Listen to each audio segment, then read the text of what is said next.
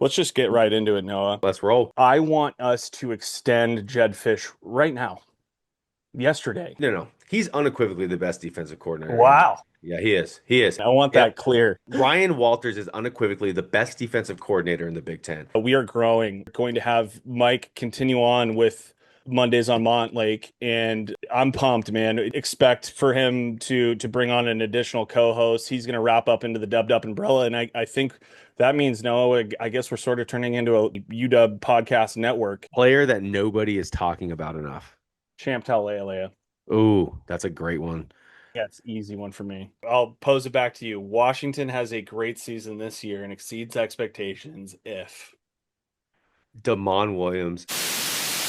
Welcome to the Dubbed Up Podcast. We're back. Season 4, baby. I can't believe this is where we're at. We're no longer the new kids on the block. We've been here a while, and we plan to be for a long time, which kind of dovetails into a big announcement we have. Super pumped. We are growing. We are going to have Mike continue on with Mondays on Montlake, and yeah, Montlake Miguel. I'm pumped, man. He's been absolutely crushing it over there.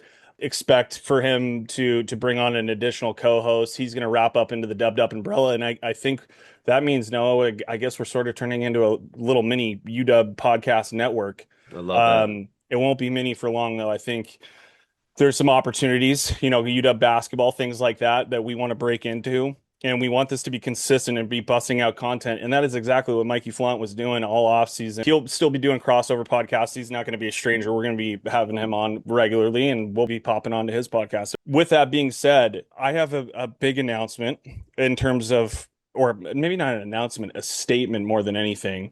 Let's just get right into it, Noah. Let's roll. I want us to extend Jedd Fisch right now, yesterday. I'm going to try to do the best I can to dance around this, but around saying something super concrete. But what I've been hearing, and I know I'm not alone, is that if we exceed expectations this year, financial floodgates are going to open. You know, Exceed expectations is a what? Just for the yeah. listeners. What are you referring to there? What I'm Ten, referring to is like a 9-win season with a bowl game win or a 10-win season in a college football playoff bid, yep. because that makes it impossible for us to not recognize that within 3 years, the progression was very obvious and we're on the forefront at the top of college football. And so, and that is going to demand a larger sum of funds for the retention of players Yep. and the talent acquisition pool. Here's my fear. We don't do this right now. We go and beat USC. Mm-hmm. If you look at USC's schedule, it is an absolute gauntlet. In my opinion, again, you're going to have question marks on defense for them. There's like 8 games where you're like, dang, this is going to be a close game for USC. Oh, And they're they go for or they go after starting week 5. They're week 5. They go Oregon, they go Washington, at Penn State, at Wisconsin, Ohio State, Indiana, Maryland. I yeah. mean, they run 6, 7 straight weeks of absolute I mean, the top what of the if Big they Ten. I mean, if that is the team for me that I would say is the one that's left after last year's coaching carousel, they might go and offer Jedd Fisch a boatload of money if he exceed expectations. If you win at USC, you're beating the team that might be trying to poach him. Yep. And what's to say that Jedd goes, actually, I'm not going to sign an extension right now because I think we're going to win 10 and I think I'm going to get like 6 offers that are Mm, huge. yep. You And think so from a West Coast perspective though, like his wife, still dabbling in Arizona, dude. they still live there. Yeah. Yeah. LA's kind of right there. I mean, not that far away, Yeah. right? Like, Sunshine yeah, guy, dude. Loves to travel yeah, to Mexico and whatnot. I yeah, get it. yeah. Me too. There's not going to be a problem with funds down there. So Yep. and talent pool. So what's to say? Anyways, I just wanted to kick this off by like stating like the Yeah. reason why I think it's so big is because I think we can compete for a national championship, not maybe not this year or potentially this year. I'd say the chances are pretty thin though, but next year, yeah. And I don't want to lose that. And Jedd has got the infrastructure built out so strong that we are ready. The last cog is just a financial influx. And Yep. let's set aside I don't want to go into detail on like the things that are happening with Congress and everything that's getting voted on there and $22.5 million being delegated to all, to retention and then the rest of, I don't want to get into all of that. This is a huge year for so many different reasons to the point that it's one of the biggest in the past few decades, especially with the context of the Big Ten. You're entering into the Big Ten. Is there going to be super leagues? We need to establish ourselves. We can't take a step back right now, in my opinion. Dude, entering the Big Ten when we did was so vital. I mean, with what Hmm. we've seen with money, just like really, really, really being the king of college football and just sports as a, media, all that. But then you even have the SEC teams. I mean, the old heads. I mean, you have Saban going on ESPN talking about what the Big Ten's doing. You have Kirby Smart doing it. It's just you see the Big Ten. I mean, have they legitimately solidified themselves as like the power conference in college football right now? I think they are. I I mean, mean, let's be real. I get the whole bickering thing between the SEC and the Big Ten back and forth, but I mean, objectively, are you really going to call the SEC stronger than the Big Ten this year? Has it been last year? I mean, we I don't have to mean, talk about national championship appearances and wins over the last 5 years. Like, let's be honest here. yep. Alabama is not there how they used to be. Like, that was a key reason why Nick Saban was propping that up quite a bit. Yep, no, absolutely. And I think it's easy to kind of say that, oh, UW jumped ship, but I think it was exactly what they needed to do. I mean, Indiana, Ohio State, Michigan. I mean, it's all. I mean, those are your last three national national champions, and I mean, the Big Ten is really solidifying itself as the elite conference, and I'm just glad we're there. So Well, let's get into this, man. So we've made our big statement, right? Let's talk a little bit about this team, man. Well, not a little bit. Let's talk a lot about it. let's do it. Going into fall camp, what was the one thing that you needed to see, Noah, from this team, just in general, that you wanted to see the progression for us to feel confident that we could get to 9, 10 wins or above? Yeah, I mean, I think it kind of goes back on what we just talked about quickly with the Big Ten. I think to compete, in a 12 game season in the Big Ten, just the rigor of that, the size, that's what I needed to see. Can we compete from a physicality perspective? Can we compete in the trenches? And going to that scrimmage, this past weekend, I mean, we can compete and we have depth. We have size. I mean, our interior defensive line, our edges. I mean, we look like a Big Ten ready team. And then you look at the offensive line. Hey, man, Where do you think it ranks in yeah, the Big Ten? I mean, I know we it's haven't dug into every top single top roster. three top It three has to offensive be. line in the Big Ten, no question. Like not even a question in my mind. There's an Um, NFL player at every position yep. right now on your starting all line. Yeah. Yep, yep. And then I mean, and then you have you have a 6 year senior as one of your top reserves. I mean, and Yeah, yep, yeah, yeah. I'm sorry, Gary Hatchett, and then you also have Dietrich as well. I mean, he's it's been good. it's something that I needed to see. I needed to see the trenches, and did we do enough in the offseason to get ready for a full Big Ten season to compete and have that sliver of hope, have that opportunity to maybe go to the college football playoff this year? I think for me, heading into the season, I knew what we had at O line. In the Discord, everybody always brings this up, right? Is like, how's the pass rush going to look? When you look at this roster, the prove it positions are pass rush, wide receiver, who's going to replace Denzel Boston's production, and Yep. then running backs, Yep. replacing Jonah Coleman and Adam Muhammad. So to me, what I've seen, and I'll just go quickly before we dive in deep into these position groups, running back is going to be a committee. But I think when you hear that, it's like, oh, we don't have the one guy, we don't have a Jonah Coleman, so therefore it's going to be a step down. And anytime we hear committee get chatted about, it's because there's nobody who's really like stepping up. And I'll say this about the scrimmage game. Take everything that you saw from a skill position standpoint with a grain of salt, because we never saw ones versus ones. It was only one first team offense versus second team defense, second team offense versus first team defense. We're less than 2 weeks out till the Apple Cup. I mean, would you say that you feel better, worse, about the same heading into the season? And the reason I'm prefacing it that way is because last year we had the three-headed monster, right? We had Demond, you had Denzel Boston, you had Coleman. That was very much a national narrative that UW's offense was like, hey, these guys can play, they can score with anybody. They have it at all three levels. You didn't really talk a ton about the offensive line last year, but this year you're kind of in a you feel a lot of confidence, a lot of vibe in your trenches, Mhm. but there's a lot of question marks. What are your thoughts on that? My thought is that we we don't have a receiver that's going to take the top off, but that the offense, and I should backtrack on that. We have guys who are capable, but do you have Denzel Boston? No. You um you've seen flashes. There was a clip, I think Nick Lemkow, I'm not 100% sure how you pronounce his last name, but he posted that I saw just as we were getting into our seats of Demond hitting a perfect deep ball in a rep to Christian Moss. I think he's your starting outside receiver that's going to take the deep ball opportunities. I just don't think that this offense, and this is where Jedd makes his money. I think it's going to be a West Coast offense again, and I don't think that they're going to rely on the deep ball or need it as much. Yeah. Especially the key piece being that offensive line, giving Demond time to go through progressions. And I do believe he's taken a big step there. I know there's people who want to see him throw wide receivers open. I don't necessarily think I really want to see that. I want to see him be crisp, go through 3 or 4 progressions, make sure that guy is open, not overthink things. We're not seeing him overthink things. We're seeing him hit open receivers and making sure that that guy is open. And then if nobody is, tuck it.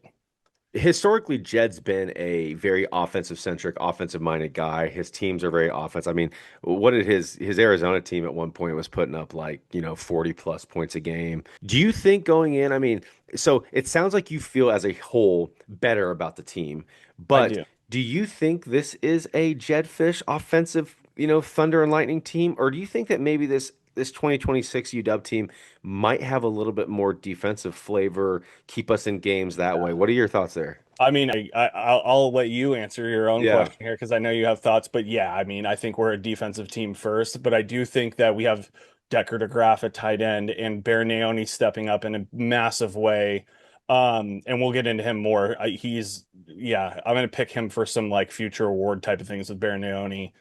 I'll pitch it back to you. Like, what are your thoughts there? I mean, I think you obviously agree that this is a defensive team, but what about this gives you the confidence to where you think that we can get to 10 wins, or do you not think that? Yeah, no, I think I'm very confident in nine. Like I'm very confident in 9 wins. I would be extremely disappointed at 8. If we got to 9 again, I think that like wets the whistle. Does it actually does it make me excited or happy about that? Probably not. I need to see 10 wins because I think 10 wins, I think it's a catapult year. I think it's a 2022 year. But I think the reason why I look at this team and I really go, man, I think this is a defensive minded team because of the McLaughlins, of the RDAs, of I'm sorry, I'm going to say it, the Derek Coleman Brusas of Yeah, this team, don't be sorry. the He's inside, whole. yeah, the inside linebacker crew of guys where, dude, you can go ZRS, Alexander, Manu. I mean, you can go. The list is long, and I think you just have guys, especially in your safety room, that really truly understand Ryan Walters, understand what he wants, understands the blueprint of it. And I think what you're going to see is stuff that he did with Witherspoon at Illinois. I think you'll see that with Clark. I think you'll see that with RDA. And I think that you see that opportunity. Those guys know the defense, and so they're going to play so freaking fast that you will see us just creating turnovers, getting out and just making teams punt the ball, making them feel extremely uncomfortable. And so I think that this is where the death row dogs come back. And I mean, this is a year where this Husky defense could be one of the best in the Big Ten. I agree. Let me ask you this. Yep. I have a two-part question here. One is the more fun question, which Okay. is, do you think that Ryan Walters has an argument to say that he is the best defensive coordinator in the Big Ten? And does that make him the best defensive coordinator in the country if you're the best defensive coordinator in the Big Ten? Yeah, Or I no, it's a good question, man. I mean, unfortunately, I think he is such a good defensive coordinator that I don't think he'll be at Montlake for that many more years. yeah, In all he's gonna get honesty, another shot at head coaching in all yeah, honesty. that or like maybe a D coordinator in the NFL or something like that. Is he the best in? He's he is argued no. He's unequivocally the best defensive coordinator in. Wow. Yeah, he is. He is, and I'll tell you Unequivocally why. He say is. that again. I want that Yep. clear. Ryan Walters is unequivocally the best defensive coordinator in the Big Ten. And the reasons why is simple.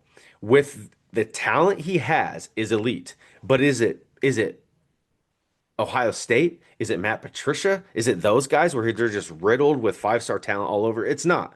But he does more with less. Not so much that he doesn't have elite players because he does, but I think he has a system that once you learn it, you buy in and you can just play at this incredible elite rate. I think that it puts you in the best positions and his players make the biggest plays from What he that. does is he forces you to beat him with like intermediate pass game Yep. because when he does that 5 minute front, especially as we head into this year, when you have Derek Coleman, Bruce, and you're so deep at interior defensive line, I'd argue we are better at interior defensive line this year than we even were last year with Bryce Butlers and Yep. Thompson and stuff I like that. agree. That might be a shocking statement to some, but once you see it, you will see what I'm talking about, and we can go into it more. But I think they do not. I don't think teams are going to have an easy time running on Deshaun Watts at nose, DCB at 1 3 tech, and Conley at another 3 tech, and then you have Lane is phenomenal against the run with Lunch Ramzak and his. lunch pail man. Right I there, mean, baby. he just does everything well. I Yep. mean, we'll talk more about that, but like Ramzak on the other side with his just nasty streak of never giving, his motor is insane. Like you see him on kickoff, it's anyways, we'll talk more about that. But so if you're going to just decide to run all game, that is not the strategy teams are going to try to deploy if you want to beat Washington. Then they take away that deep ball. They're so good on the back end, like you said, with the safeties and the communication back there. Now I think there's an enigma with Emmanuel Conley. Part of the reason why he is so good and why he will probably start alongside Dylan Robinson as the other outside corner, who is a big physical corner who I think everybody knows has got an NFL type of future. Big time. He currently does a lot of the play, like he's a lot of the communication piece. Like a lot of the plays run through him at corner. Like that is saying a lot. And this is not somebody who isn't tested. He's already played a ton of football at Arizona and Virginia. So my point in all that is like if you're gonna try to beat a steep, okay, because you have RDA back there, you have Alex McLaughlin back there Yep. in the box safety, and we play with Jerron Jones, Rashawn Clark at the nickel, like that rotational piece with those two. Rashawn's probably going to bounce out to some safety as well as play nickel. Jerron is going to be impossible. He's probably as a true freshman. There's no mistakes that I see him make. Like there's no bad reps. He blankets anybody he is on. Yep. And so my point in all this is to say that if you're beating us, you're probably doing an intermediate pass game. We do a damn good job against the tight end. And so when you take all that into consideration, like he takes away parts of your game where he's forcing offenses in this conference. He's dictating how Yep. their offensive scheme looks. Dude, he's the king of deception too. We talked about this last year in podcast, and you saw that some of our older guys, the Alex McLaughlin's, RDA, at that time were kind of getting it. But I think with a full off season, I just think you'll see a show, a show dime, a safety in the box, and he drops out. Show Clark, on the inside, and he runs out to one of the safety positions. I mean, I just think there's opportunities there where deception will be key, and I think that's kind of why I think that you'll see that next step with Walter's defense in 26. Totally agree. Awesome. Dude, really Well, quick, do you so on this before we get into like the offense and defense? I mean, would you consider UW are we past the rebuilding like stage, like where yes, there's expectations? And I mean, do you want to talk expectations now, but or answer that first part first? Like you think we are past the rebuilding stage, right? I do. I mean, we're Yeah. talking about 9 and 10 wins, right? Yep. In the best conference in college football, which if you win 10 in, you're probably a shoo-in for the college football Yeah, playoff. absolutely. So I think anytime we're talking about that, I think the short answer on it is yeah, we're past the rebuilding stage. It's weird because we start so many freshmen. That's a big part of our recruiting pitch. And again, here we are. We're probably going to start at least three, four if Jerron Jones is going to start, which there's an argument to suggest like I don't know how you're supposed to keep him off the field, but you have Cody, you have Derek, and you have Ramzak, who just got announced yesterday from Jedd Fisch, which we've known for at least a couple months now that he is going to start at edge. He just came in and took the job, like just bar none. So yeah, that's my answer. Is it's impossible for me to hold back from going into the position groups. I'm so excited to talk about these Yeah, players. dude, But yeah, let's do it. let's start at quarterback. He's coming off of a year where I think he had 28, 24 touchdowns and 8 picks. What does a successful season look like for Demond this year? Like in order for, I think we would agree that he is the cog where Yeah. he's the determining factor of how this season plays out. But what do you think? What does a good successful season look like for him? I mean, he is the ebb, he is the flow. I mean, he is everything in this offense. For UW to be a 10-win season, he is going to need to be a guy that's probably in your top three, top five Heisman discussion. So Mhm. if you think we're at 10, that means that he's most likely right in that window of a big time season. I mean, you need 30 plus touchdowns, whether that's in the air, on the ground from him, maybe even more like 35. He needs to run for 500 plus yards. I mean, I think, and maybe that's even like a little bit light. I mean, he is going to need to be like I mean, he had 611 yards rushing last year, and I said five. You might need him at seven. I'm serious, man. I mean, I think you need a big time year from Damon. Where it's do you think that's more of like a product of him just taking over games? Yeah, I think he has to, and not be. I just think it's so hard to go Denzel Boston. What are we hearing out of the Browns camp? Dude might be like the best player on the field on the Right. offensive side of the ball, and then Jonah Coleman, a lot of flowers for him out of the Denver camp. I mean, just saying like you have guys like them just are completely gone. It's not that we don't have other guys that are going to step up, but there's just question marks. And Mhm. so I think Damon needs to say, "Hey, what'd you ask? I am the face of the University of Washington football. I Right. am the guy. I need to be on the billboard. I mean, and there's a reason why. I want 6 million. I want 4 million, whatever that number was. He needs to step up, and I think you're going to have to see that for UW to be that 10 win type year. So like a layer deeper question that I'll pose to you, and I'll give my answer first what part of his game needs to take that next step? For me, it was decision making, but a lot of that starts up front. Like, let's make it easy for him. And guess what? Knock on wood here, stay if we're staying healthy up front with five offensive linemen who are future NFL players.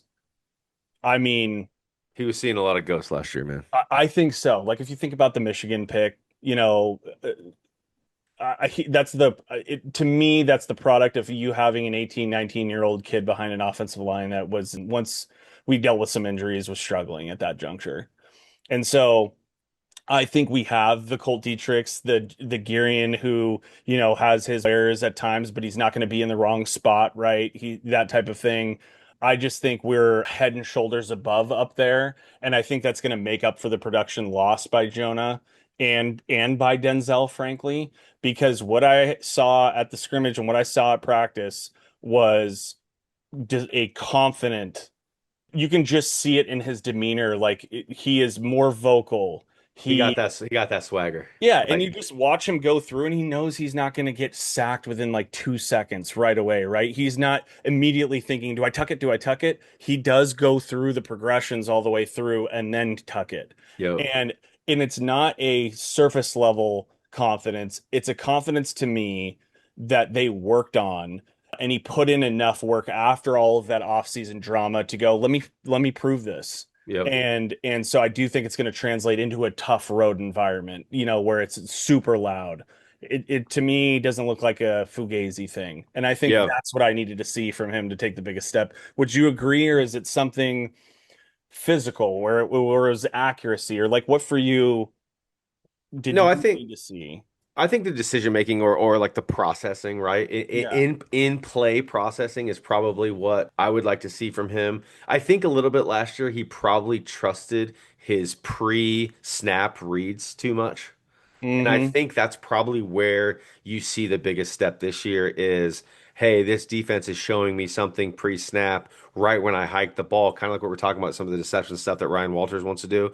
Right when we hike the ball, that linebacker dropped into coverage. Oh, Right. that defensive end dropped into coverage into the flat, whatever it may be. I think that's what you'll see. Just get quicker. And I think that's where Damon can take that next step. And I think that's what he'll have to do for UW to truly reach its ceiling, you know? Okay.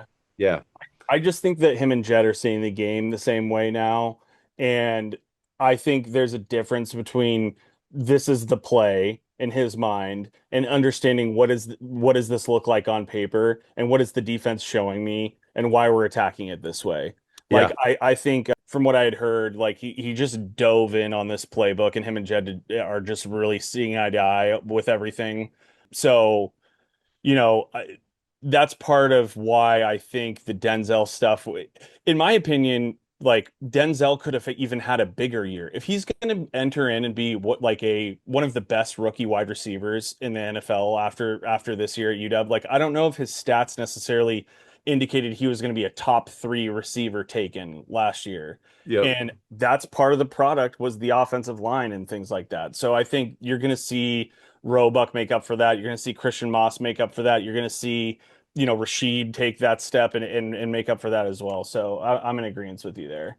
Yeah, no, that's good. I mean, that's actually was going to be my question is like, you know, he had Boston was 62 for 881 last year. And I mean, that's Not even a 1,000-yard receiver. no, no. I mean, is that a Desmond Roebuck? I mean, is he a 62, I 881? Is he I more? I think Dezmen has a 1,000 yards this year. Yeah. So he becomes that guy. I That think I think where people want one-to-one make up for Denzel Boston by throwing the ball deep, I think the yards and the touchdowns are going to be made up elsewhere. Yep. Because that's why you're paying Jedd Fisch. That's why he makes the money he does. Yep. And then I know we're talking about giving him an extension, which he does deserve, but I think it's going to be made up for elsewhere because I think the scheme that they're going to run is look eerily similar to an effective like San Francisco 49er offense. So Not third and Matt eight. Stafford and the Rams, you Yeah, know. yeah. So third and eight, Izzo. Game on the line. You're on the you need a field goal. You're on the your own 48-yard line. Third and eight. You got to get first down to get in field goal range. Who's Demond going to? I I think it's going to be Rashid. Is Rashid. that So yeah. it's not Roebuck. You think it's Rashid? I think Rashid I know. I it's love that either one. answer. Yeah. Yeah. Okay. And I'll say I shared this on Twitter that I was buying stock in Rashid, and then you actually asked me on Twitter why like is it the deep ball like what is it exactly? And it's not the deep ball. It's that he catches anything around him. Sure-handedness. Yeah. Yeah. We look for from his position somebody who's a dynamic athlete. Do I think that there are more dynamic athletes than Rashid? Yes, I do, but he can't be pulled off the field because he catches everything, Yep. everything, and he just needs an inch. He doesn't need a ton of space. Like I was standing at practice and wide receivers were right in front of me, and there was a rep that would have sent. I said this to the Discord. It would have sent the Discord absolutely nuts because Duran. It showed how Duran just absolutely drapes over guys. He was right on his hip. The way I would Yep. put him is like he's annoying. Yeah. He is on He's you. a gnat. He's so annoying to even at his size as a freshman still. But Rashid had Damon put the ball perfect, but it was only like 3 inches out of his reach or 2 inches out of Duran's reach. And Rashid made an acrobatic catch that it just showed like, oh, there's he might be the only him and Roebuck might be the only players who would have come down with that ball. And so if I need a 3rd and 8 conversion, that's where I'm going. Intermediate route that Rashid runs well, and I'm putting it anywhere near him. Dude, I love that. I mean, let's stay wide receiver, then we'll go running back. Okay. Okay. So if you're saying all those things about Roebuck, you're saying those things about Rashid, do you think we have a wide receiver one in 26, or is it like a wide receiver 1A and a wide receiver 1B? Does that make sense what I'm asking? Yeah, Like yeah, last year, I'm sorry, unequivocally, Denzel Boston. of Year course. before, Roma Dunze with some other guys with you had Yeah. your J Mac and your Polks, etc. Right? Those were your one Bs or your It's two three A's. alphas. Yeah, Yeah. right. Yeah. But I mean, what about in 26? I mean, do we have a wide receiver one? I I do I think it's gonna be Roebuck, Okay. obviously, Yeah, yeah. right? Just from sheer production, like just I from know. targets, opportunities. Yeah, yeah. His jump ball, like all of it, man. He just is it's hard to describe. He is Doug Baldwin, Yep. which all of us have said and then been like, hey, that was our claim. But Yeah. like I watch all of the Yes. podcasters in the space be like, that was my pick. But But yeah, I think it's going to be Roebuck. I just don't think he's going to be the deep ball guy that everybody wants him that wants the production made up for. I think it's but he to me is the guy that Demond has had the most established relationship with and probably trusts the most. Yeah. Would you agree? Like Yeah, no, I think just from a trust factor, absolutely. I you mean, brought up as a concern, right? Like as like where are we making up for? Do you think you saw? I mean, the scrimmage was tough, but do you have faith that in just like what you've been hearing that we can make up for the production just basically because of offensive line improvement? um, I think that we actually have more talent on our in our wide receiver room this year than we did last year. I would agree with you. Yeah. Yes, it's like And deep, yeah, it's a deeper room. We don't have the Denzel Boston, right? but we have a lot of other guys that I think can step up and answer those wide receiver concern questions. Right. So that's probably where my thoughts are. Jordan Clay. Yeah, and so that's what I was gonna that was actually where I was gonna go. Sorry. Who do you no no no no no. Who do you think takes that big step forward? Is it like a Jordan Clay? Is it Rashid that just actually stays healthy all year? Is it a Christian Moss? I mean, what do you because I'll tell you who I like. I like Mason James. I Yeah. think maybe it's not 26 might not be this year for him, but I'm telling you, I really freaking like that kid too, Yeah, man. he's good. So he's second on the depth chart behind Dezmen in the slot, Okay. but he does have the ability on the outside. The He got thing is, lit up. Conley lit him yeah, up last night, yeah. boy. Phew. I wish we could put out clips of that, but I think they were kind I'm of. just glad I'm glad he's okay. I But am man, too. Boy, Emmanuel Carnley, it was early on in the scrimmage. It was on a bubble, and Carnley just mm, cracked him, and probably I don't know. I'm assuming maybe knocked cracked the some, wind or or yeah. yeah, or knocked the wind. Hopefully But just knocked the wind out. Yeah, it yeah, was big hit though. it was a big hit. I do. I will say this, like again, it's not going to be deep balls. Christian Moss is going to be your deep ball guy, or it's going to be Jordan Clay. Jordan Clay is going to play a lot, in my opinion. And when Husky fans see Jordan Clay, they're going to probably demand that he plays more because he's clearly the most physically gifted athlete we have at wide receiver. He's just young. There's little things like in practice I was hearing there was some drops on easy catches, but he makes the acrobatic one. And just like we saw in the spring game where Demond hit him on that crazy deep ball, there's going to be one of those, and it's going to be like, why don't we do that every time? And there's going to be an argument there because if he shows up in games like that, it's going to be tough to take him out. The problem is that we need reliability at wide receiver if we're running a West Coast offense. We can't have drops, and he's going to get you those drops. And so Yep. teams might key in when they see him on the field that there's a deep shot going to him. So I think in his freshman year, he's used as sort of like a distraction almost with a few big catches deep. And I think it's the opposite for Christian Moss, where it's going to be people kind of sleep on him and they're not, they're not worried about this guy who might be running a 4.5, 4.6 type of deep ball threat. And then he comes down with everything too. And he sneakily beats you deep. And Demond's accuracy with the deep ball right now is so boy, his deep ball is freaking gorgeous right now. So you think so So, so it probably is Clay is kind of like that younger receiver that yeah, surprises if you're people. thinking, sorry, the long-winded answers Yeah, that, yeah, no, it's okay. but I do think, yeah, he takes a major step this year. I think he's used as more of a distraction because you can't rely on him yet. Yet. Okay. No, no, I like that. So I got one more for you out of these wide receivers, just from a wide receiver perspective. So in 23, UW had 62 passes of over 20 yards in 2023. Okay. Okay. So when you think about that, I mean, it's not always just like, oh, take the top off, but I mean, those are explosive plays, what you would, right? So I mean, so that's kind of where I'm wondering is like, where does UW, like, where do we have enough explosive playmakers for us to move chains? Because I don't care what anyone says. If you're living in, you know, if you're living underneath the chains all too often and not moving it, it puts a lot of pressure on your quarterback, man. It puts a lot of pressure on your offensive Yeah. line to continue to protect. When you can get those explosive plays, it really helps. So, do you think we have enough explosive playmakers? And is these first 4 games, 3, 4 games, is that where you're really going to be able to kind of see them kind of getting their own, and you'll really have a better idea of who you got Yeah. there? I think Rashid's going to get peppered with and Roebuck, frankly, with a lot of routes that are 10 to 15 yard routes Yeah, that they then turn into 20. little I think yak. that yeah, well, I think there's yak there, but I don't think the explosive. I think there's going to be a position that takes over in explosives. And I think you know where I'm going with this. It's not wide receiver. although we will get ours there, but it's going to be tight end with Decker and Ooh, Barron. nice. I think that's where we make up for those explosives. And then if those aren't there, I think you're gonna, you'll see more a lot of demand runs that get those explosives as well. I think Quade Carr is totally capable of making up for some of those as well. But I don't think it's necessarily that. I'd be curious as to how many of those came from wide receivers, and I would bet you that there is a decrease in the number of explosives that comes from wide receivers slightly, and it's made up for mightily by the tight end position because Decker's put on like 10 to 15 pounds, and Baron Naoni looks like a dude who is going to get you explosives as well.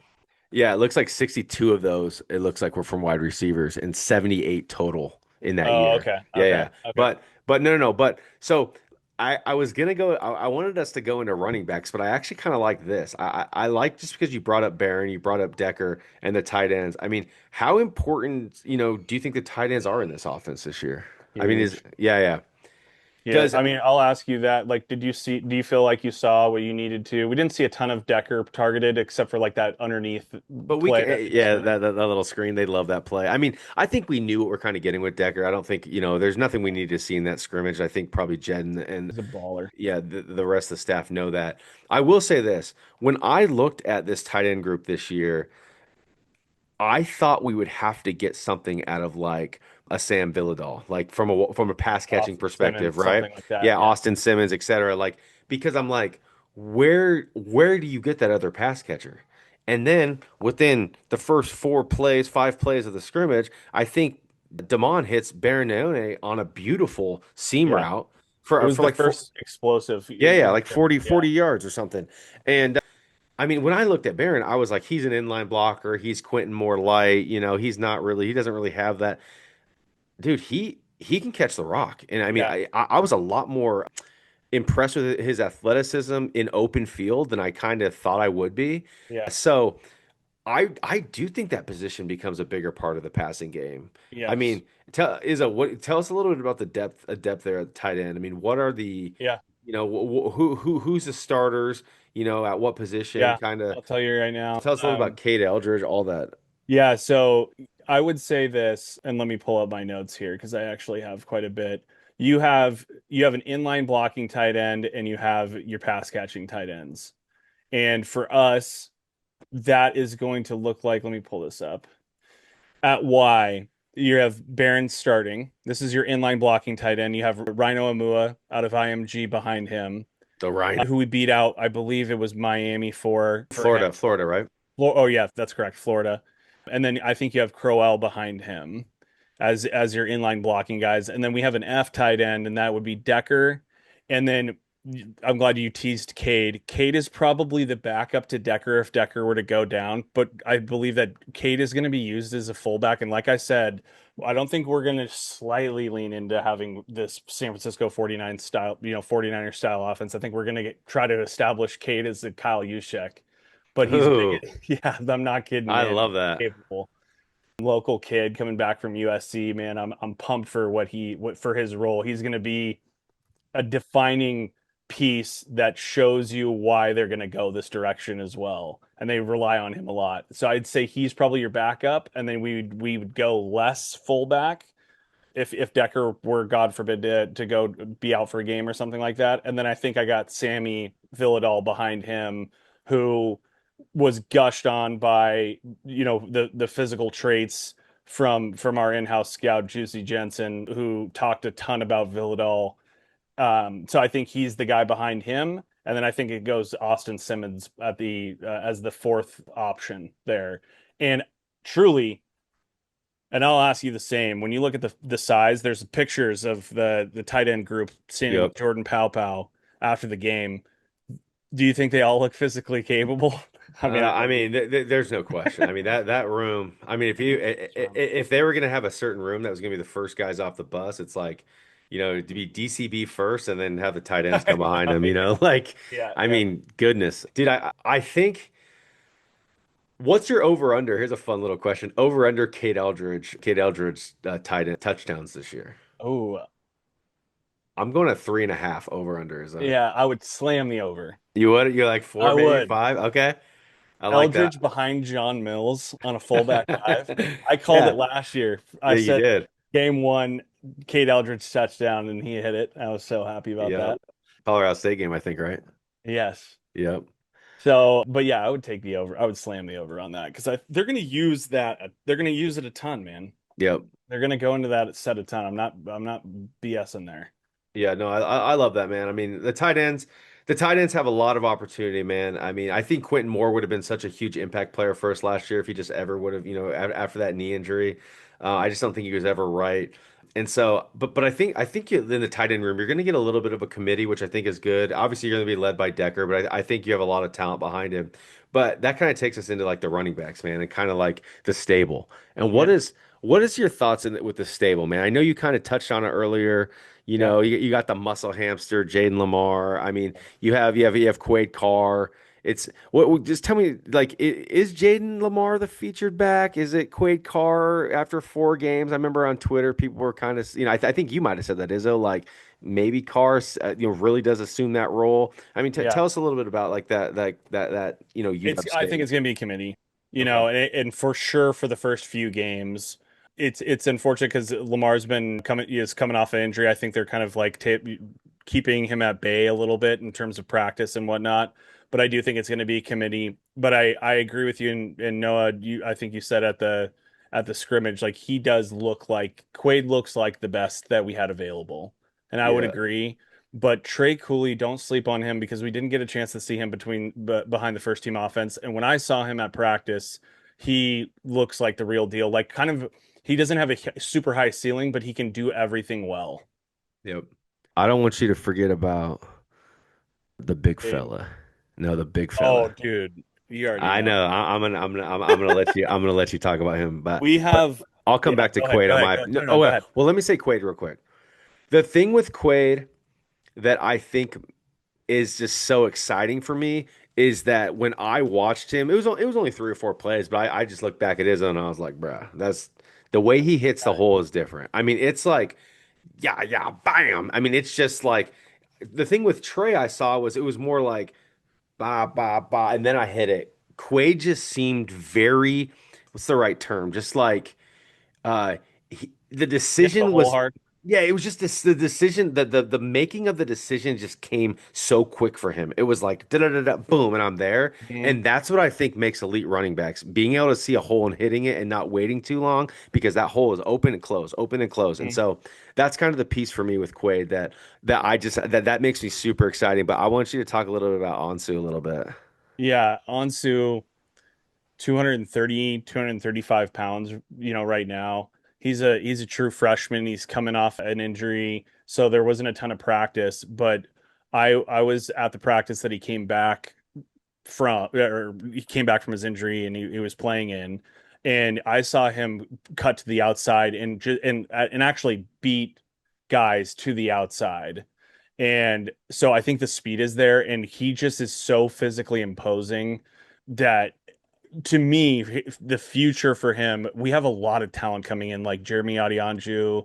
You're gonna have Quaid there. I'm licking my chops thinking about Quaid Carr, Brian Bonner, Jeremy, and Ansu. But Ansu, he looks like his upside. You made the comp at the scrimmage, like Steven Jackson. I know that is like crazy high or whatever, right? But dude, he is the real deal when it comes to size and speed and not afraid at all to put his shoulder or his head into your chest and just blow the doors off. And he did that at practice in the Yeah, we spring. won't we won't say who he absolutely lit up, but But yeah, yeah. so I'm pumped on him. It's just that room is really like it's there's a ceiling there, but behind this offensive line, and that's why I want to kind of sort of like temper what you saw in the scrimmage. Is like Quaid got the first team reps, and he's running behind John Mills, and you have Trey Cooley and the other running backs, and these guys who are running behind like a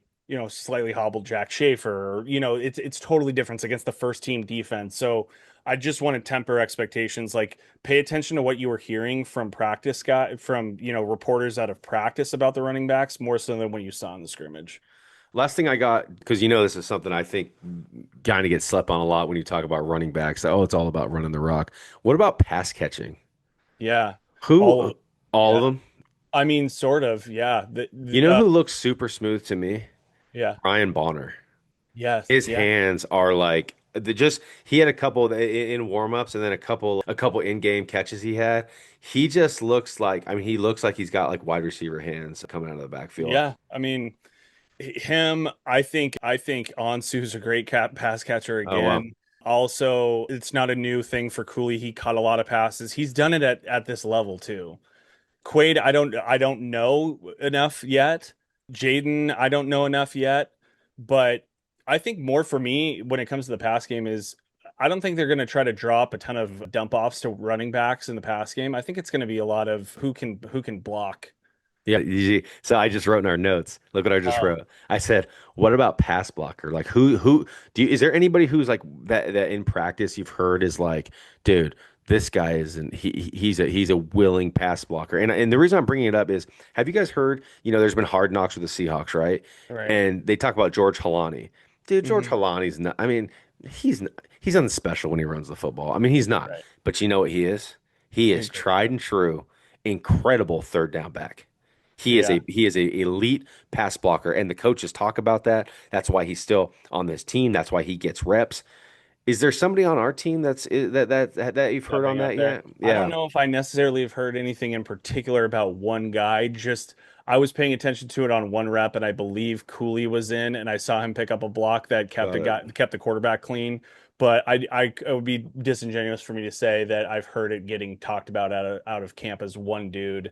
I got to assume that Jaden Lamar is capable. The guy he's like a you'll see it. His arm, he looks like Dude, a his freaking arms are bodybuilder, literally like, dude. bro. So you got to think he's capable. Yeah. He just needs to stay healthy. So, again, Ansu back there, I would love to see it. There's a piece of me that just goes, give him go. Just rip off the band-aid and let him be first and second down running back, dude.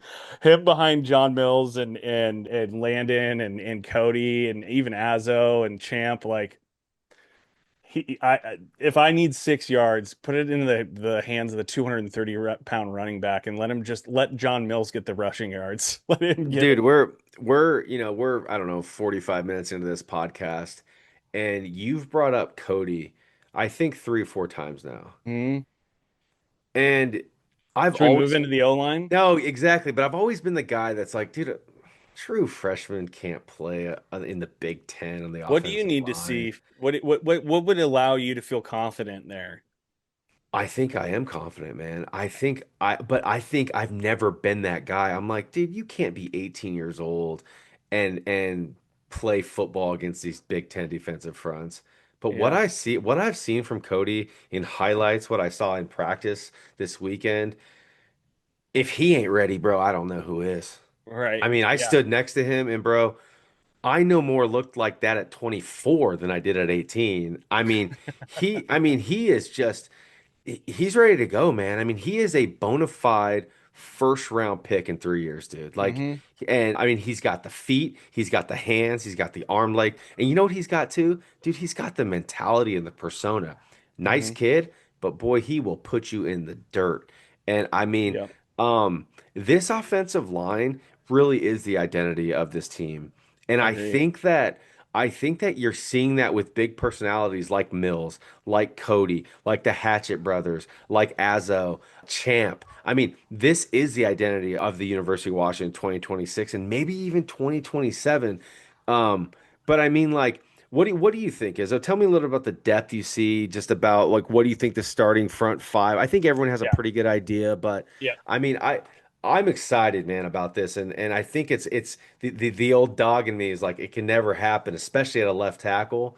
But dude, Cody has changed that mindset in me Yeah, for he's sure. just different. I mean, we go back and look at our breakdown of his high school tape, and then understand that Switz is absolutely elite when it comes to offensive line development. I'll just say this: like when I was at practice, the offensive line was on my side on Tuesday, and what I saw was everybody dialed in on what Switz is teaching, and you can tell this is not new to him. Like when Belichick, when Belichick and Carroll was coaching the offensive line, from what I had heard, it was really Switz that was running that offensive line at that point in terms of the development, and they were like the drills and everything like that. It was such a natural promotion for him to get that role once we kind of switched staffs a little bit.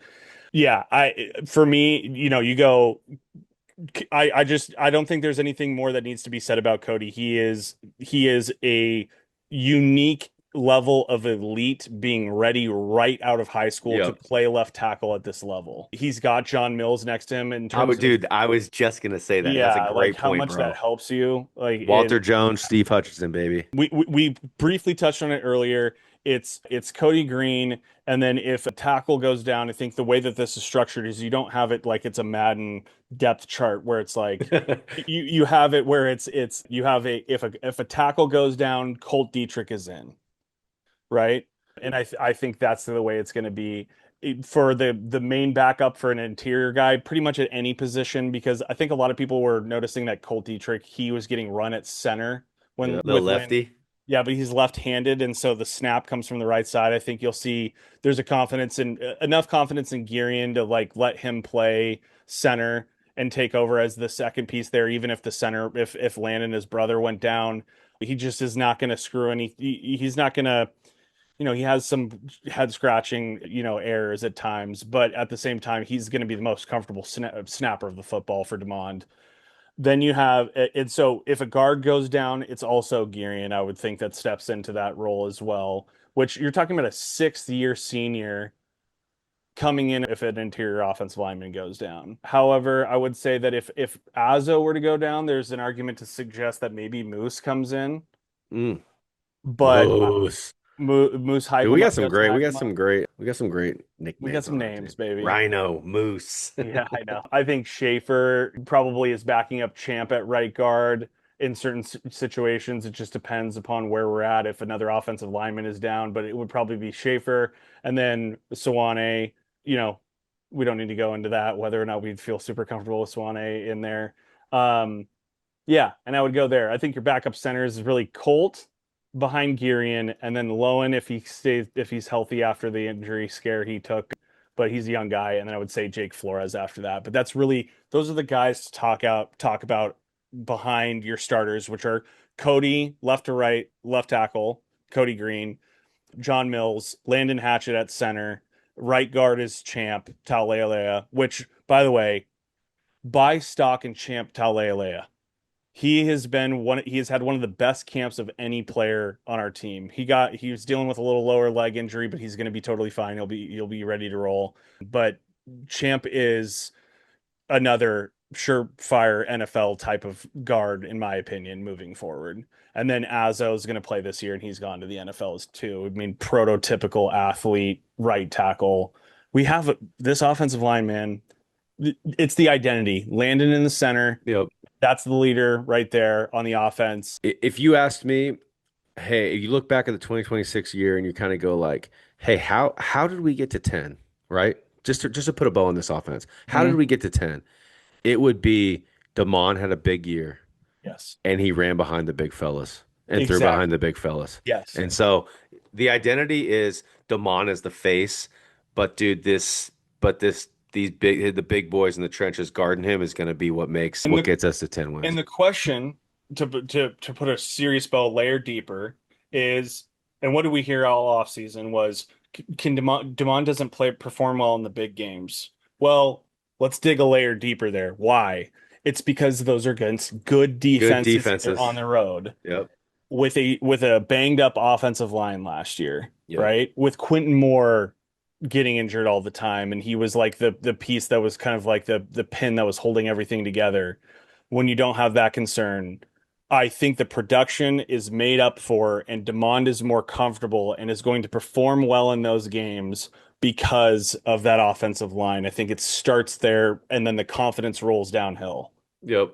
And that is why, and for the scheme reasons that we talked about, why we don't necessarily need to have Denzel deep balls to be as productive on offense, and Yep. why you can run a committee and run healthy legs behind that O line. It all starts up front.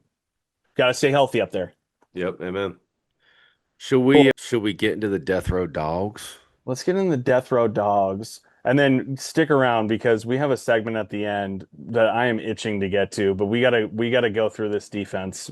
We talked about Ryan Walters and kind of him returning, and I mean, there's no question. I mean, this defensive side is littered, just littered with names. I mean, does what is who do you think is the like who is the leader? I mean, is it X-Ray? Is it Alex Manu. McLaughlin? Is Manu. Manu? Manu?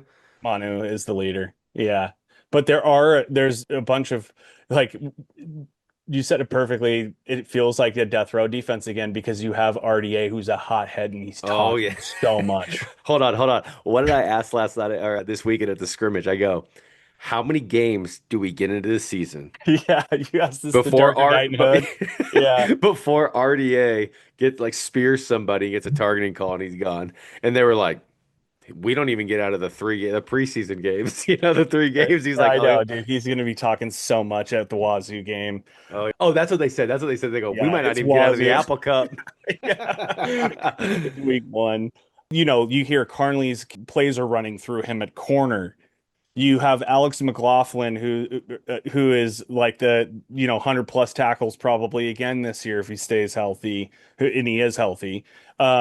RDA, who's talking crap. You have a stud young dude, Dylan Robinson, at the other corner. You Dude, I have still think Dylan Robinson's a first round not, sorry. first First ballot Hall. round. Yeah, yeah. Yeah, clip that. A first round type guy. I mean, I really do, man. I think he has all the intangibles. And then you have the Alenius Davises, Jacob Lanes. I mean, dude, the defense is set up to be very, The I mean, mental dude, makeup. it has that dog mentality, man. And it's backed up by play and Yep. by scheme. What did we average? What was the average points per game against us last year? I'd be curious on that. Yeah, I think I have that here. Hold on. It Team. was 19.4, number 14 in the country. Yep, love that. What I mean, what can do you think yeah, it is this year? sub 17. That is insane. How uh, man, how do you not win 10 games giving up Yeah. less than 17 points against Jaden Maeva or excuse me, Maeva from Yeah. USC, Rocco, Becht from Minnesota. No, I'm just kidding. Not Iowa might score through 7 points at Husky Stadium next year. Yeah. No, Uh, I mean, I should bite I my butt. I think we're sub 17. I really do. I think we're 16-8, 16-9, right in that ballpark. I think they're boa constrictors next year or this coming year. I They're really gonna do. keep us in every game, Yep. honestly. So I forgot the main question that we were even talking about here. The identity, I guess, like Manu, the linebackers go for, we were talking about this, how important the USC game is. And I don't want to dog on Devin Bryant. I love Devin Bryant. He's a great football player, but he, maybe lacks that length to be able to guard over the middle. Very smart football player all over the ball, but USC, from what I've heard, may be starting him at inside linebacker. I'm confident in saying I think he would be linebacker 5 on this roster. I don't think that that's even that That's crazy not a of a hot take. statement. No, it's It's not. I mean, DRS, Manu, Buddha, and Buddha, Manu or who X-ray. X-ray, and that is incredible depth, man. Do you think that's the best position group on the team outside of O line? The starters on O line? The inside linebacker room. Yeah, Yeah, I think it is, man. I mean, and it ain't like Donovan Robinson or yeah. He's your fifth guy, Tokyo. by the way. Yeah, Tokyo's there. I he's mean, your six. yeah, yeah. I mean, easy. I mean, so dude, there's a lot of talent in that room. And you know what, man? I know ZRS is only a sophomore and he was injured last year for part of the year, but I mean, or coming off an injury. I mean, Right. there's a lot of gameplay there too, bro. I know. There's a lot Man, of to lot. think like even there the identity, the mental makeup goes so deep that for the young guys on defense, it's ZRS. So we have an identity so deep in on this defense with Ryan Walters that we have a leader on the defense just for the young guys, Yep. like Yep. in their class, and that's ZRS, right? And he's your third or fourth guy. He's probably your fourth. Your starters are going to be X-Ray, Manu, and they're going to bring X-Ray down. He'll probably be pass rushing a good amount, and Manu in the middle as your kind of your leader, and then you have Buddha backing up Manu. and then ZRS backing up X-ray. I mean, I'm just gonna say this. All right. I'm just gonna say this. If you're telling me that Zadrius Rene Saleh I is know. a backup as a sophomore, Dude. I mean, bro, like that kid is everything you want in a Big Ten linebacker. I know. And Everything. it's He almost can like, run, he can hit, he can pass. I mean, he can dude, deflect. I mean, he is his in-game speed. I mean, he is going to be. I hate being the guy who's like, that's a draft pick. I mean, he is going to the NFL. There's no doubt. He's 100%. 6'4", like 235 pounds. We saw it last year when he Yep. came in. I mean, he was a freak. And yeah, I mean, whether it's hard because of how good that group is, those top four guys, to call one a starter and not a Yeah. starter, They're all going to play so they're all much. going to play a I ton. mean, you talk about X-Ray Alexander coming down and rushing the passer. I bet ZRS comes and rushes the passer Yes, too. agreed. Yeah, Um, it's kind of hard to say one's a backup to the other. Like yeah. you're probably going to see some, yeah, Manu and ZRS type of thing. So Where does the yeah, go ahead, I'm no, no, sorry. no, go ahead, go ahead. I was gonna say move, just kind of moving. I mean, where does the pass rush come from? Let's talk about a little bit about the Yeah, defensive ends. I mean, we talked a little about X-ray, maybe ZRS coming down, but what about the tried and two guys, dudes with their hand in the dirt? I mean, yeah. who? I mean, the talk of camp, Ramzak Fruean. He's your starting edge, and we talk about. I put out a tweet today. It was like, I can't wait to hear the kind of the casual fans at the tailgates talking about DCB and how huge he is, and it's like, can you believe he's 18? And guess what? The other guy who's our starting age, also 18. Yep. And he deserves to be there. Came into camp, took over. There was no question. He was absolutely going to play. The things that are pieces about him, I want to temper expectations around his ability, like his technical ability. It has to do with his relentless athleticism Motor too, bro. and the motor.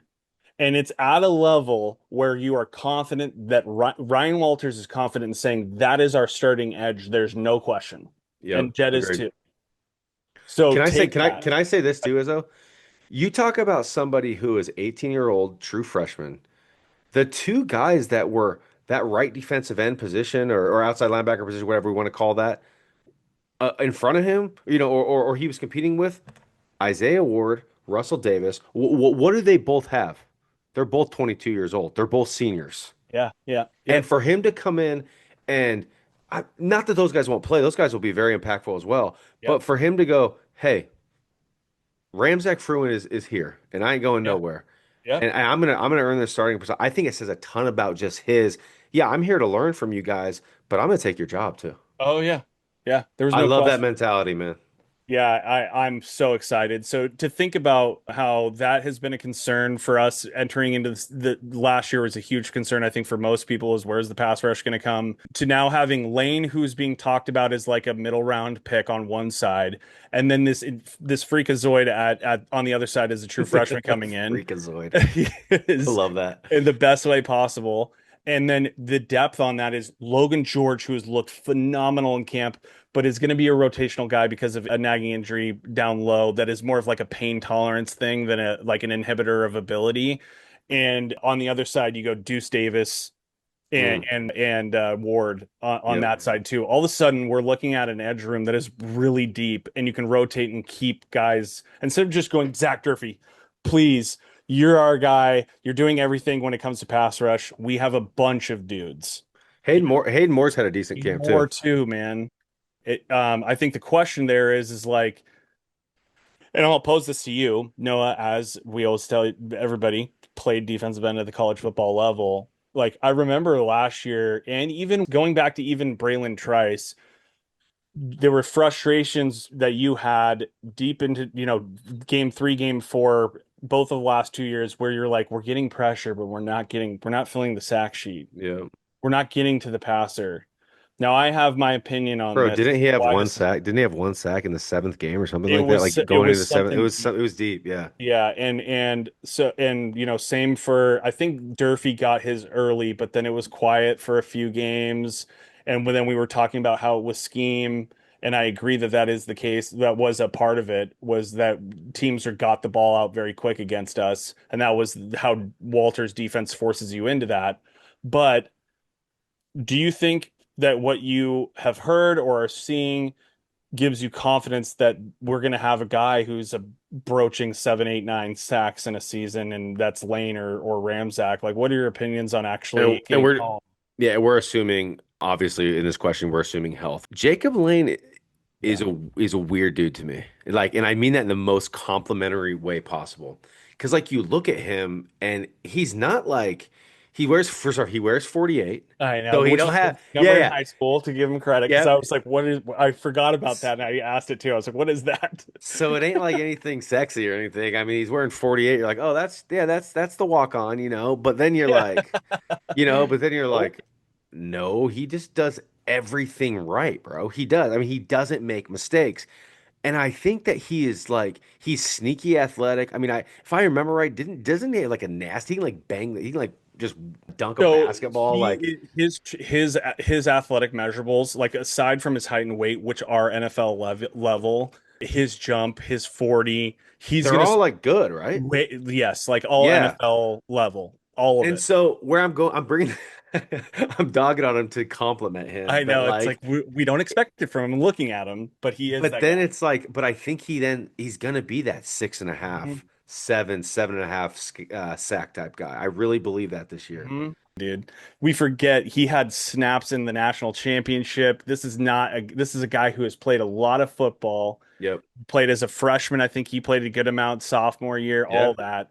And yeah, the reason I know I'm talking a lot, but my strong opinion, just like how we were talking about how Mills opens things up for Cody, DCB next to Jacob Lane is going to allow Jacob Lane to run free, because if you ignore DCB's strength when he Yep. is punching John Mills, who we agree is like probably like a first round offensive lineman at guard, like their battles are legitimate battles. And it's not because DCB is this crazy, going to beat you with technique and stuff like that. It's because his strength is ridiculous. And I think he's going to command first guy off of the bus attention and free Yep. up Jacob Lane to have a year where he does get to close to that 10 sack level. Yeah. No, I mean, dude, he gets 10 sacks, he ain't gonna be a fourth round pick, brother. Yeah, I know. It's probably not going to be 10 sacks because I think he's just too good all around to not ask to defend the run too. So, but I mean, I think if you told me right now he can get six and a half, 7 sacks, dude, sign me up, bro. That'd be a okay, I, monster I year for literally him. think he'll be up near that. Yeah, I yeah, do. I I love that. I'm there Uh, with that. dude, moving into the interior defensive line, you talked about DCB. I mean, maybe I'm gonna say this, and I said it this weekend. Maybe the most impressive dude I've ever stood next to as an 18-year-old, maybe besides Lincoln Kennedy. Yeah. I mean, seriously, that I never, but I'm a 41-year-old man now, Yeah, you know, I like I didn't see him when he came out, but I would be. I was like, dude, he is a unit. Yeah. I mean, just an absolute specimen. And he's like, man, It's hard to describe it to people and have it land with him. He literally looks like the Hulk. He who do has you great think? coaches. Yeah, who do you think from that room, bro? I mean, let's talk about that room a little bit. I mean, Elenius Davis, Darin Conley, Deshaun Watts. I mean, who who steps up? Like who's the leader in that room? Is it So to establish, so as we think through this, right? Well, I think Linneas Davis is going to be your leader yeah, yeah, on the interior, yeah. right? But let me just give you the kind of the breakdown here for how that depth chart's going to look, in my opinion, and those who I talk to have good resources here. At nose, you're going Illinius, who brings the attitude, Love six it. three, 315, right? Dude, He's been he that looks guy. the part, bro. Like He's the anchor. yeah, yeah, Yes. yeah. Yeah, he looks like he has a shot in the NFL as well. Kai McClendon probably behind him, the big fella from the South that we brought in. Immovable object is how I kind of describe him. Strong as hell, but surprisingly light on his feet. Coming off the ACL, so we'll see there. And then you have Deshaun Watts, who, frankly, probably right from the jump was the guy who shocked everybody with how much he was getting to the passer and how he was not getting moved by anybody. And so you are super deep at nose with those three. And then you have Ti, who is developmental, but he is 6'2", 315-pound freshman. So those are your nose guys, right? Physical. And so Dude, that's Ti got that little. Yeah. Once again, maybe not in 26, but boy, he got that little zip, zip. I mean, Oh he's got yeah. that twitchy. The kid's gonna be a good player, man.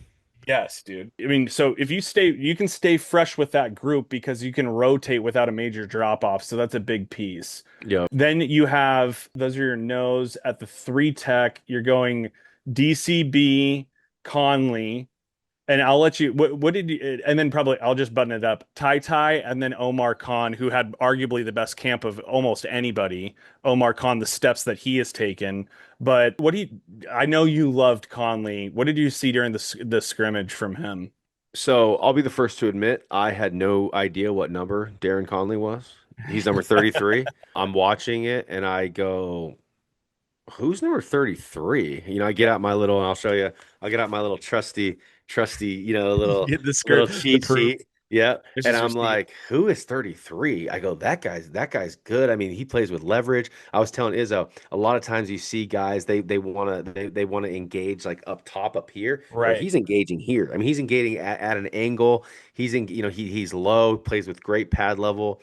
Darin Conley could be somebody who I'm just gonna say it. He might steal some time away from the young buck DCB. Not that, DCB. yeah, and not Yeah. even in like a bad way. I just think that you might see Conley play.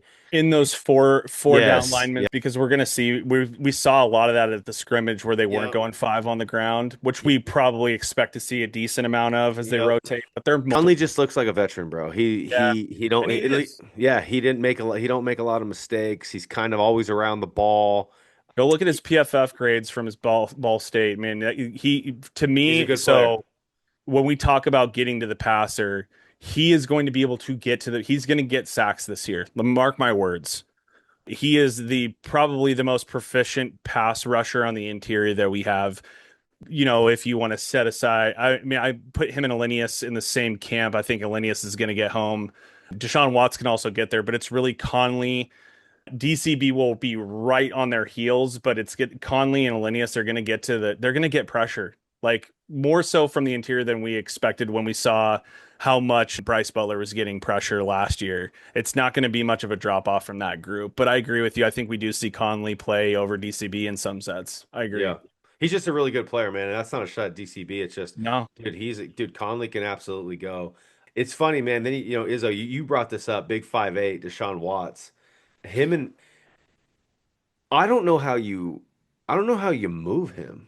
you can't, man. He's not a long guy. He's probably what 6'1", maybe around there. He might be as wide as he is tall. But I he's like mean, 325, 330, and he is athletic. He's like you said, he's immovable. So he's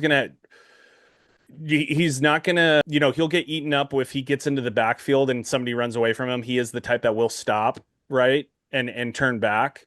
But at the same time, he's just a cog, you yep. know.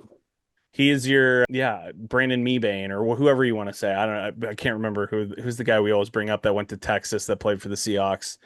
Puna. Oh, Puna. Yeah. He's our Puna Deshaun Watts ends up being Puna Ford, man. I mean, dude, we'll take that all day. all day. Yeah. And then you have if Tai Tai, if I think and well, I'll have to go back and maybe take a look at this, but I'm pretty sure he went from being able to play and they brought him and Grady back and then they weren't able to and now they are able to. It's kind of confusing, but if Tai Tai can play for UW, he'll be the three. And that just kind of goes to show he was sort of a starter for us last year and he's now third on the depth chart at that position, at the three Do tech you think position. do you Is think Ty ends up playing? I don't know. Yeah, I this think whole thing's kind of weird, ain't it? Yeah, I'm not 100% sure. It's super confusing. Everything's moving so much. It's hard to freaking tell what's going on with college football these Yeah. days. And then Omar Khan had one of the biggest camps in terms of the progressions. He is going to be a guy for us in the future. Yep, love If that. he sticks around, which he's probably going to get, I would assume he's going to maybe think about the portal if it's not clear next year for playing time for him because he could start this year for a lot of teams in Division One college football. Wow. So, and that's your fourth guy. So this is why, despite coming into this year, going into last year, We had all those concerns about the pass rush. And this year, there's some unknown commodities, and people are like, are we really going to rely on Jacob Lane? Look at the depth across this team and understand that you have Ryan Walters and that they're going to bring X-ray down to rush the passer. They're going to bring ZRS. They're going to bring Manu. We're gonna get to the passer better than most people are expecting. I don't know how many sacks we ended up with last year. As you're looking that Yeah. up, one thing that's interesting too, when I talked to Jacob Lane after the game the other night, he said that the thing that's most impressive to me about our defense is depth. He said our Yeah. depth, he said from the front to the back. What I can tell you is that per sack percent, we were 106 in the country. Yeah, We're at 4.77%. we got to get to the quarterback. When you look at this safety room, let's go safeties before we go Yeah. cornerbacks. Actually, So no, no, let's go corners. Let's go corners. Let's finish with okay. safeties. Let's go Okay. corners. So you're gonna go Conley on the outside and Dylan Robinson on the other side, right? And Yep. then you're gonna have Jaron Jones is playing himself into a position where it's like I just have no idea how you're gonna not play him. You have to play him. He's way too good to just keep on the sideline. Another true freshman. Yeah, another true freshman. And then Elias Johnson and Elijah Durr probably battling it out for that fourth guy who would be confidently put in on the outside. And to me, I've heard it. You loved him out of high school, and so did a lot of people, despite his 3-star ranking. He's so athletic. Yep. But Elias, man, he is just getting picks. He's been consistently getting picks all camp. He did last year too, spring, he just is a guy to me that with his length and his hip quickness, he can stay with you. So we're just super deep again with 5 guys, I think, who are all capable of playing on the outside. I think Rashawn Clark could, but he's just too good at nickel and too good at safety, and he's kind of thick. So I would probably have him rotational there. So basically, here's what I would say. Here's the interesting piece, and then I'll shut up and let you give your opinions. Rashawn Clark is going to be your starting nickel. Yep. If a safety were to, God forbid, get hurt, he's going to bounce into the back of the safety. He's probably your third safety, and then you would bring in Jaron Jones to play nickel. While you have a rotational piece with Rashawn, safety and nickel. For Jaron, he's your nickel outside corner rotational guy.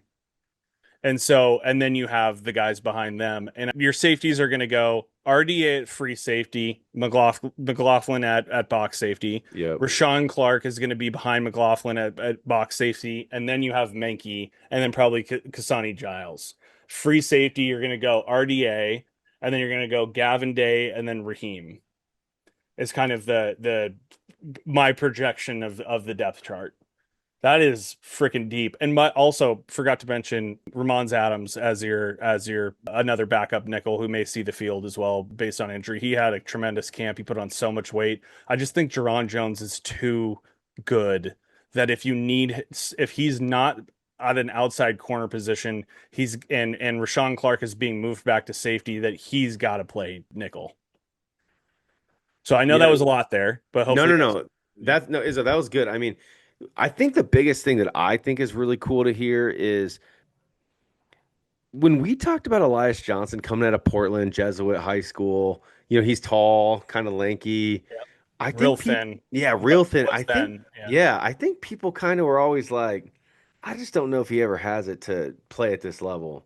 Yeah. Dude, he's had a big time camp, and I think that I just think having that depth at that position is going to be huge. Then you talk about Raheem Wright, you talk about Ramones Adams. I mean, it's these guys are all redshirt sophomores, redshirt freshmen. I mean, it's these guys have been in the program, been with Walters, and I think you start to see this because the thing is you have the field generals in McLaughlin, in Conley. You have the assassin in RDA. You have everyone kind of has these roles, but I just think it's really cool to finally see this secondary unit of guys, from the front to the back that's all, just very much ready to play when called upon. And I think Totally. that's a directly impactful from the head defensive coordinator in Ryan Walters, man. Yeah, So agreed. Agreed. So that's the DB room. Is there anything else we want to talk about with the DB room? Like I'm super excited about this defense in general. And if yeah, there's any position we don't need to be worrying about, despite the fan base not knowing as much about Emmanuel Carnley, it's DB, man. We're gonna be in great shape there, yeah. regardless of losing 2 guys to the NFL who were studs. We got 2 studs back.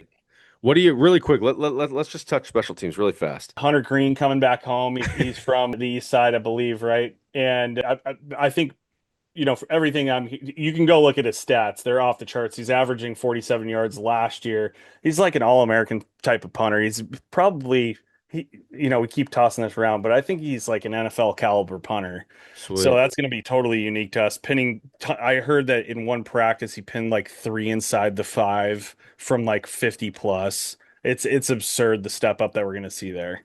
Love that. And then looking at the kicker, this is who I was referring to was the man among boys and Tyler Robles. Oh yeah. He's got to be. I mean, I was kidding. I said he's got to be 6'5", but I mean he's probably 5'6". He's You flipped it.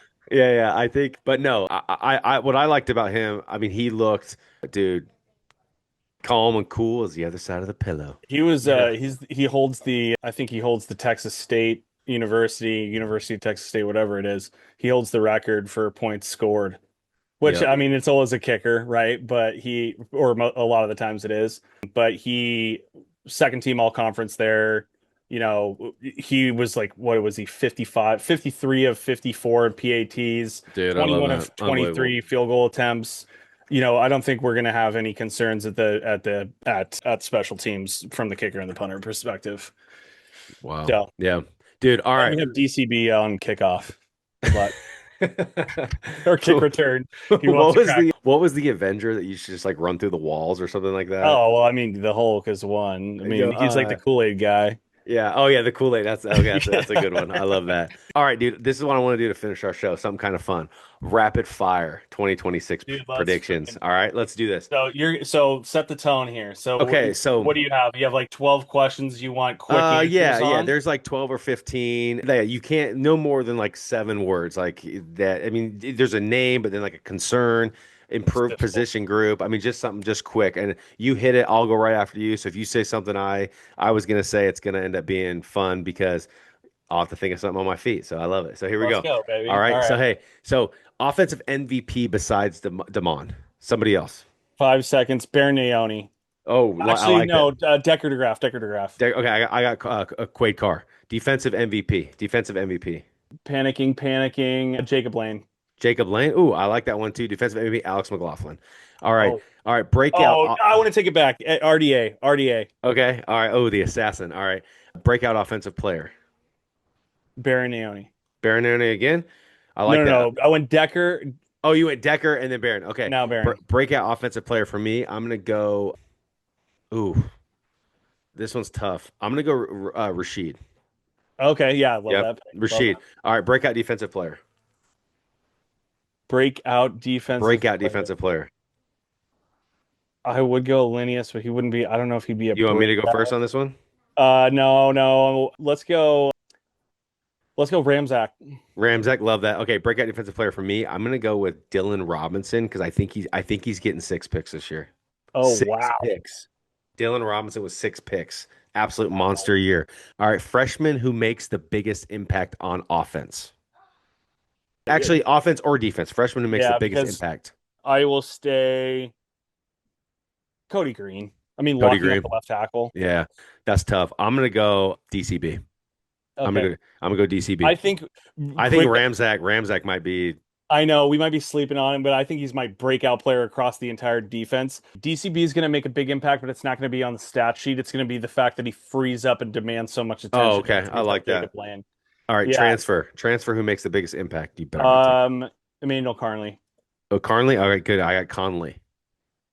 Mock. Darren. Yeah, Darren yeah. Conley. Yep, yep. An argument there to say Christian Moss because he is going to have a year. All But yeah, right, I like them both. player that nobody is talking about enough. Champ Talea. Ooh, that's a great one. Yeah, it's an easy one for me. Yep, I love that. Player that nobody's talking about enough for me is, I think ZRS. Okay.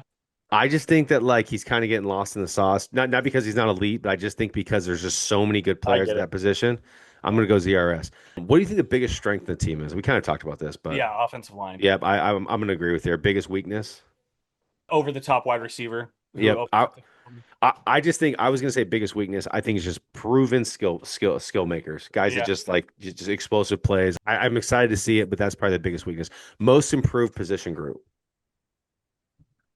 Um, Jeez. Most improved quarterback, Demond.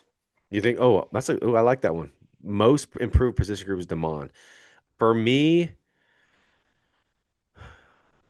I guess the question for me is this going to be the current like right now before the season? This is my rapid fire, but I'm talking through this. No. By the end of the season, I think the most improved position group is going to be the wide receivers. I think there's talent there that's going to Wow. step up. I think it's our biggest weakness to start, but I think in the end it's going to be our Yeah, I mean, Desmond Roebuck, can you see him doing some crazy acrobatic catches deep and stuff like that, like Doug Baldwin would do? I yeah. can.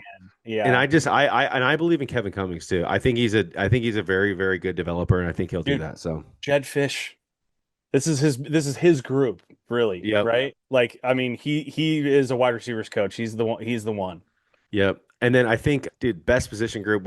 I think we said I think we said offensive line. Offensive line, but close second is linebacker. Oh, inside. Yep, yep. Great call. Great call. How about what's our biggest win of the year? Our biggest what? Our biggest win. What's Washington's biggest win? Oh, wow. Prediction This is time. great. At USC, handled. We like that. I'm not going to make my preseason prediction, but or like wait, I want to dig in deeper into this team, but I think we go down there and handle USC. Ooh, I love And that. I'm worried about it because I'm also worried about that we have an extended Jedd Fisch by the time that happens. UW's biggest win? Indiana. Oh yeah. All right. I At, think we at, beat Indiana at home at home. on Montlake. What's the most dangerous game? Oregon on the road. Yeah, yep, I agree. Damon Williams total touchdown prediction. What did he have last year total?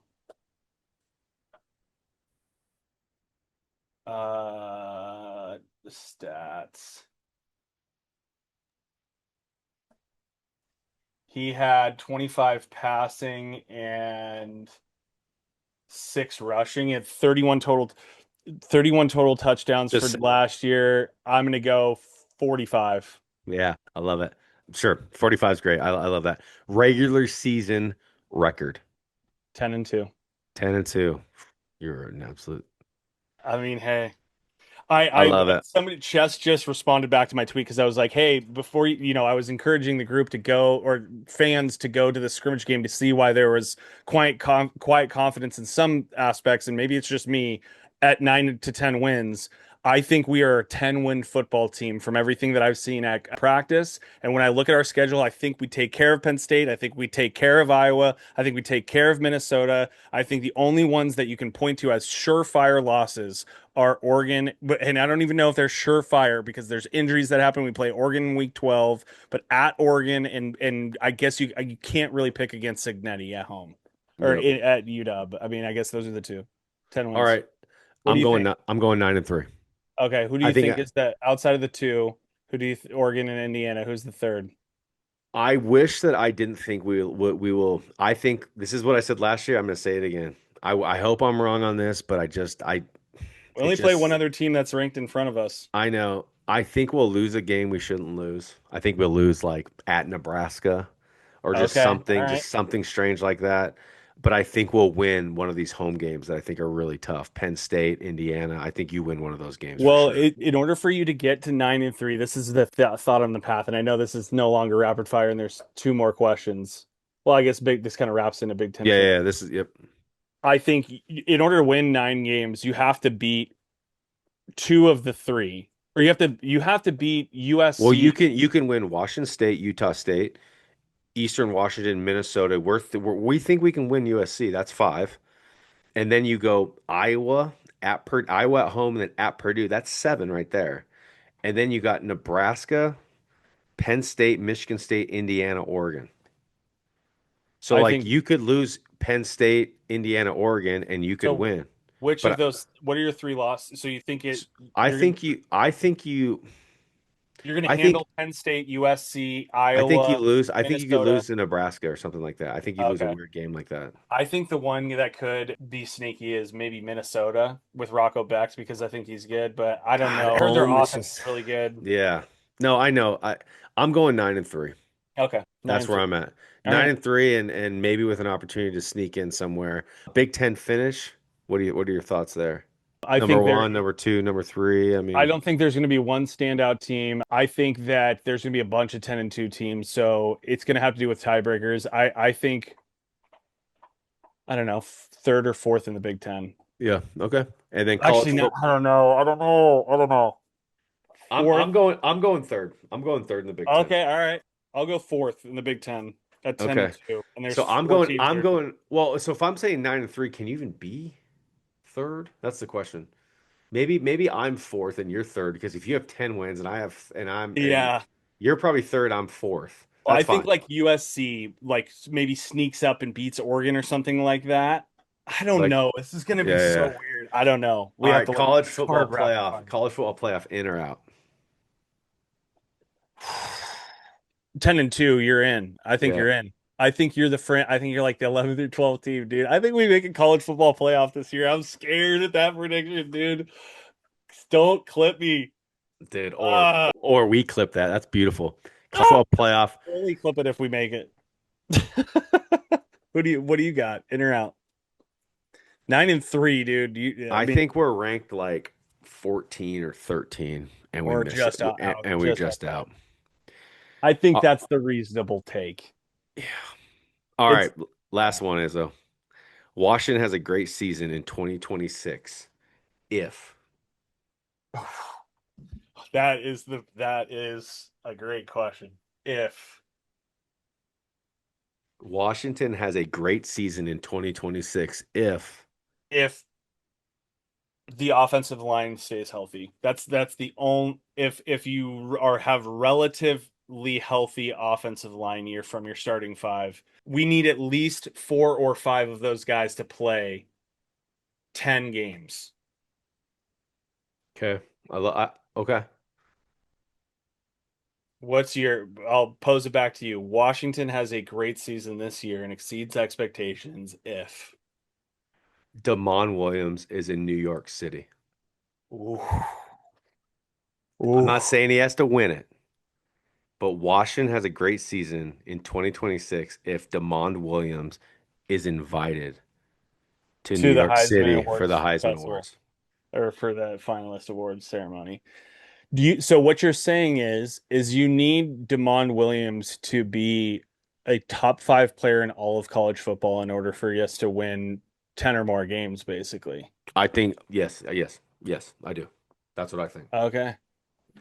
But I mean, he would I be. think skill level I think he has the ability to be that. I really do. Yeah. Uh, Because from you're what saying like the skill position players, maybe like you need Damon to step up to that level to make up for some of the skill position drop off. And I don't even know if it's even that. I think that Damon Williams at that level makes all the players around him at that level. Yeah. Does that Yeah. like he brings everybody up with him? And so Washington has a great season in 2026 if Damon Williams is at the Heisman finalist in New That York. segment was very fun. That segment was brought to you by some sort of tequila that we're sponsored, but no, I'm just kidding. Uh, It's called the No No and Izzo Go Go Juice. no, I think it's a good time to bring up, hey, join the Discord. We've got a community. If you haven't heard about it, there's about 2,300 members now, a huge paying subscriber base. This is the number one community. It not in our opinions. I mean, it's pretty much all of our members who believe that we have the most inside information and share the most inside information than any other community that exists in the Washington Husky football space. And I agree. And I've thought a lot about that to say that, but join it. It is so much fun during the games. It's absolute madhouse. VIP football chat, the free football side. You don't have to pay for anything. If you want to just join the free side of the Discord, do that. It is very fun, constant conversation. When you go to a board and a board is dead, it sucks. For us, that never exists. It's constantly moving, constant conversation, all UW athletics. Come join the Discord and join up for the sign up for the free or the VIP side, which you're gonna once you join VIP, there's a bunch of bunch of information that's non-public that you will get first. Trust me on that. Also, from a YouTube perspective, if you're here, you're watching this on YouTube, give us a like, subscribe. Please do. Let's get over 2,000 subscribers on YouTube. Yeah, let's do it, man. We'll be doing a giveaway as soon as we hit 2,000 subscribers. You see this hat right here? I've got a box of a handful of them. We will be giving out a free Washington Husky football hat. If you see the underside of the brim right here, you've got the flowers that pop out in the spring at UW on campus. Yeah, these hats are freaking awesome. So we'll go ahead and do that. Cool. Noah, what do you Izzo, think, man? How like first podcast back? This was super fun, super pumped about the future with Mike doing his thing. What do you think going into the Wazoo? Our next episode we'll do a Wazoo preview. yep, Apple Cup. I'm pumped. That'll be out the following Monday after this releases tomorrow, Monday. I'm assuming you have some confidence. Is the wife starting to? She's starting to talk a little bit. I've seen some randomly aggressive Wazoo Twitter action where it's like they What? have some confidence. It's like, what are you guys talking about? Dude, it's wild to me that they are so confident with a 22.5 point favorite. Yeah, on Montlake. You Yeah, have your best player. Buddha's on our defense. yeah, geez. I I mean, mean, you guys. yeah, no, I'm excited to break down the Apple Cup, even though I think it won't be as big of a breakdown as probably I don't I know. think It's over these first yeah. 3 to 4 games, these first 3 games really, we're going to be 20 plus favorite, in all of them. Maybe Utah State. I don't know what the line is that broke out for that game, but Dude, when the most exciting thing on your team is your head coach and Kellen Moore, you got some issues. yeah. So I just think what we'll do over those weeks, a lot of the focus on the podcast is like, what do we pick up from our players, right? And wins that we should be handily beating teams up by, 15, 25 points, stuff like that. So stay tuned, stay with us. I love you guys. Thanks for Yes, being here. sir. Year 4 kicked off. No, I love you. Mike Love you Flan, I too, love brother. you. Yeah. Welcome back to the Dub Dub podcast. Go Dogs, baby. Go dogs. Whoa, whoa, whoa.